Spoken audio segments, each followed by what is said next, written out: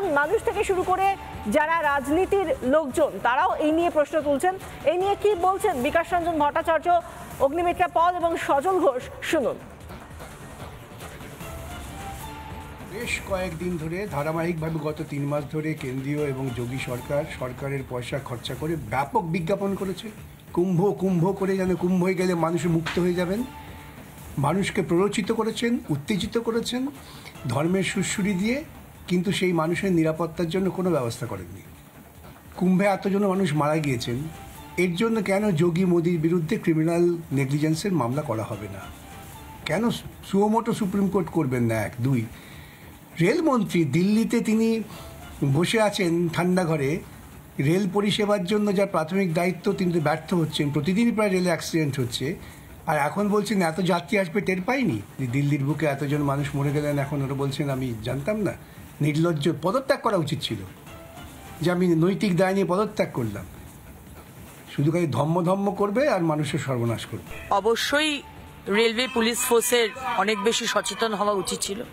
যেখানে আমরা দেখতে পাচ্ছি যে বারবার উত্তরপ্রদেশে এই ধরনের কাণ্ড হয়েছে কদিন আগেই, এবং যেভাবে সারা ভারতবর্ষ না সারা পৃথিবীর হিন্দুরা প্রয়াগরাজে যাচ্ছেন কুম্ভতে স্নান করতে, সেখানে আমার মনে হয় সচেতন হওয়া উচিত ছিল। কিন্তু সিসিটিভি ক্যামেরা আছে, সেখানে দেখা হোক।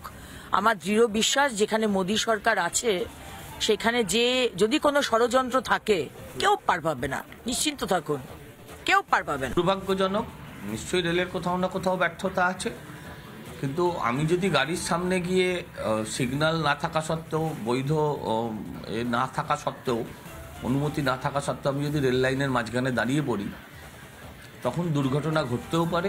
অত্যাধিক চাপের ফলে হচ্ছে, আর এই চাপকে প্রেডিক্ট করার ক্ষমতা আপনার আমার কারণ নেই। কারণ আমরা প্রতিদিন দেখছি টিকিট যত তার থেকে 3 গুণ মানুষ প্যাসেঞ্জার হিসেবে গাড়িতে উঠে পড়ছেন। সেক্ষেত্রে সত্যিই প্রশাসন খানিকটা অসহায়। আমি মানুষের কাছে আবেদন করব যে আপনারা প্রশাসনের সাথে কোঅপারেট করুন। তার জন্য মানুষ এত বেশি পাগলামো করছে, তাতে সরকার সেন্ট্রাল গভর্নমেন্ট থেকে ওরা উৎসাহিত করছে আসুন আসুন বলে, তার সঠিক ব্যবস্থাও হওয়া দরকার। আমি দেখলাম স্টেশনের যা অবস্থা, ট্রেনের লেট এবং ট্রেনে যেভাবে মানুষ উঠছে, সেটা এতদিনে এর থেকেও বড় ঘটনা ঘটতে পারে।